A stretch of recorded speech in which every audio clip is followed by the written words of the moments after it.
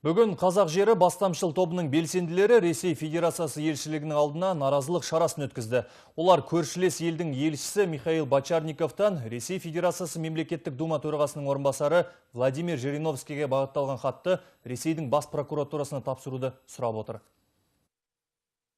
Өткен жылы Ресей мемлекеттік думасы төрағасының орынбасары Владимир Жириновский орталық Азия елдерінің, соның ішінде Қазақстанның да тәуелсіздігіне күмән келтірген еді. Ол Ресейдің Украинаны ғана емес, осы мемлекеттердің барлығын уысынан шығармау керектігін айта келе, көрші елдің шекарасын оңтүстікке қарай кеңейту қажет деген болатын. На юге была бы тишина и никаких республик в Средней Азии.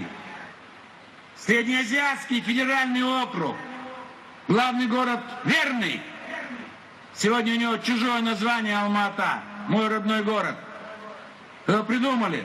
Бұл жағдайдан соң біраз уақыт өтті. Ата-бабамыздың аңсап ұрпағына нәсіп еткен тәуелсіздікті жоғалтып алмау керектігін айтқан белсенділер бүгін Ресей елшілігінің алдында акция өткізді. Олар Қазақстанның бас прокуратурасы қол қусырып отыр. Мұндай жағдайдың қайталанбауы және соғыс қимылдарын болдырмау үшін Ресейдің бас прокуратурасынан Владимир Жириновскийді Қазақстан Республикасының қылмыстық кодексінің 164-ші бабы, ал Ресей Федерациясы қылмыстық кодексінің 282-ші бабы бойынша қылмыстық жауапкершілікке тартуды талап етіп отыр.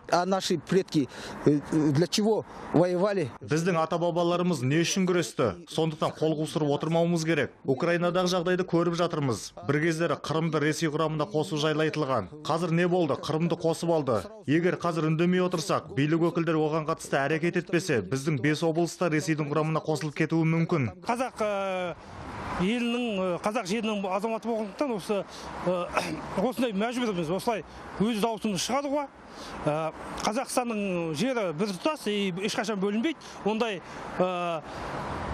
сөздерді айтуға тыйым салу керек. Алайда бас прокурор атынан жазылған хатты Ресейдің елшісіне тікелей тапсырмақ болған белсенділер елшіге емес мекеменің өкіліне тапсыруына тура келді. Сейчас возьму эту бумагу, отдам в канцелярию, но ни в чем расписываться я вам сейчас не могу. Если вы хотите подтверждение о вручении, то, пожалуйста, заказным письмом. Хорошо? Это сделаем. Это мы сделаем. Но сейчас первый вариант сделаем. Ладно, все. Осылайша елшілік өкілі хатты құжатханаға ғана тапсыратын айтты. Ал сол маңға алдын ала келген ОМОН жасағы хат тапсырушыларға тиіспеді. Гаухар Тұрсынбек, Виктор Гудис, Казахньюс, Астана.